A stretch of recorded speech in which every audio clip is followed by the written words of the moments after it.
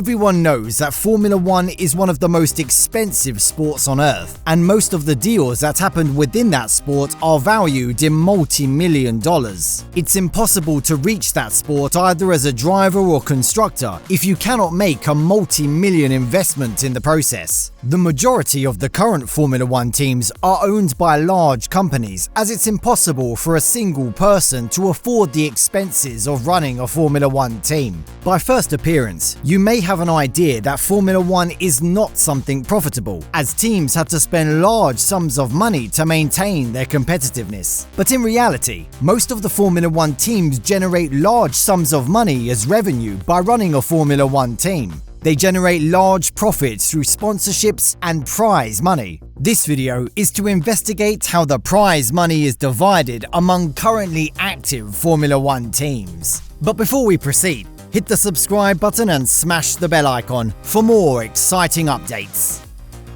Prize money is one of the major sources of income of every Formula One team, and the teams are given the chance to earn the prize money based on criteria like performance in the Constructors' Championship, points earned by their drivers, pole positions, and fastest laps achieved. But we cannot say that the prize money is totally dependent on the performances, since there are some other factors affecting it too. Last year, the FIA distributed a prize money worth $900 million among the teams, according to their new Concord agreement signed in 2021. The revenues generated through television rights, race fees, and sponsorships are used to pay this prize money, and teams had the chance of receiving this money as installments throughout the season. This allows every team to solve short-term financial difficulties when the season is progressed, but the largest portion of prize money is paid at the end of each season, as defined in the Concord Agreement. When we are considering about the impact of the performances on the distribution of prize money, the team which ends up as the first in the constructors' standings earns a more significant amount of money than the teams that end up lower.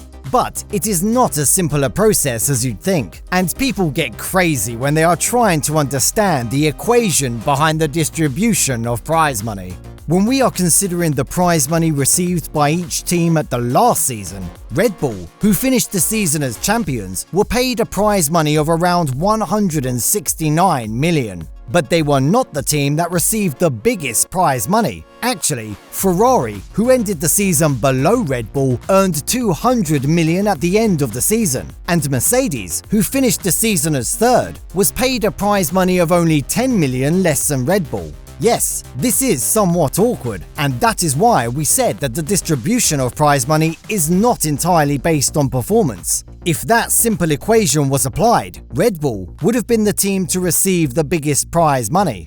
This condition is same for the back of the grid as well. Williams was the last in the championship standings, but they earned a few $1 million more than Haas and AlphaTauri, who finished ahead of Williams. McLaren, who finished the season as fifth and didn't enjoy a successful season, earned $113 million, and Alpine, who finished the season one place above them, earned only $112 million. Then, what are the factors that really affect the distribution of prize money in F1?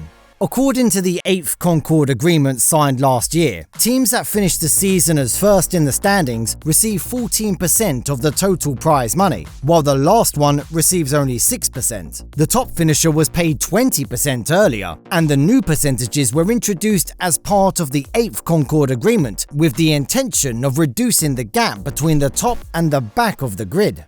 Teams receive a bonus for the number of championships that they have won and the number of years that they have engaged in the sport. That is why historical teams like Ferrari, McLaren and Williams are receiving relatively higher amounts of money compared to the other teams, making the prize distribution process more awkward. However, the FIA is keeping the actual financial figures a secret, and the outsiders know only little about the prize money distribution process. As we said earlier, teams are receiving a part of the prize money as installments throughout the season. Currently, a sum of $36 million is paid to the teams participating in every race weekend, and a large amount of that money is generated through the sale of TV and broadcast rights. After every race, a certain part of the revenue of the race weekend is distributed among teams based on their performances. Even though teams are paid by Formula One, drivers are not getting any direct payment from the Formula One governing body. Drivers are paid by the respective Formula One teams based on the driver contracts. Other than that, they can generate income through sponsorships as well.